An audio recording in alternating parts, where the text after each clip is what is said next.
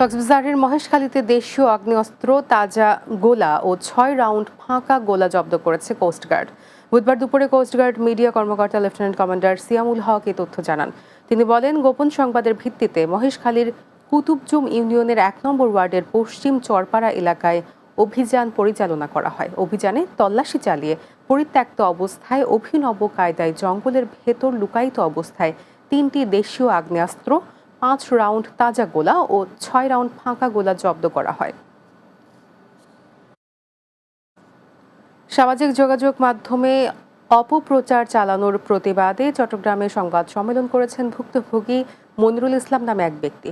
নগরের একটি রেস্টুরেন্টে এই সংবাদ সম্মেলন অনুষ্ঠিত হয়। এ সময় উপস্থিত ছিলেন এলাকাবাসীর পক্ষে ব্যবসায়ী মোজাহের, ব্যবসায়ী জয়নাল, ব্যবসায়ী আব্বাস আলী সওদাগর সহ অন্যরা। বক্তারা বলেন, কয়েকজন ব্যক্তি ১০ লক্ষ টাকা চাঁদা দাবি করে। চাঁদা দিতে না পারায় তারা অপপ্রচার চালাচ্ছে।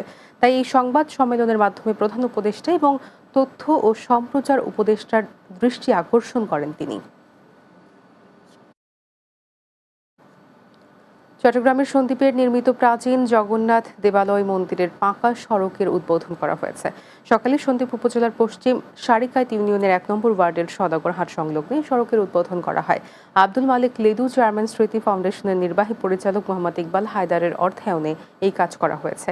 এতে উপস্থিত ছিলেন ফাউন্ডেশনের প্রতিষ্ঠাতা মোহাম্মদ রফিক আলম, পরিচালক সাজ্জাদ হোসেন আরমান, সহকারী পরিচালক মোহাম্মদ সোয়াইব, সমাজকর্মী নাইমুর রহমান দুর্জয়, প্রাচীন জগন্নাথ মন্দিরের সাংগঠনিক সম্পাদক মাস্টার নারায়ণ চন্দ্র দাস, সাধারণ সম্পাদক ফরিতুষ দাস সহ অন্যরা।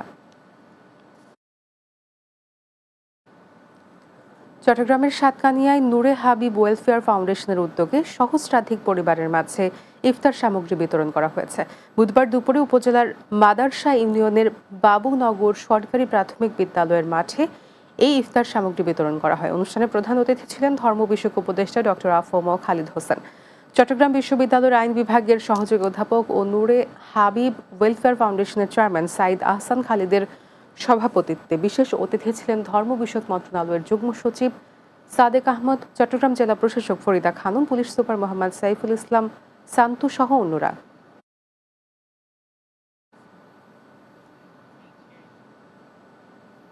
রাতের বাংলা নিচ্ছে আরও একটি বিরতি, ফিরছি কিছুক্ষণ পরেই।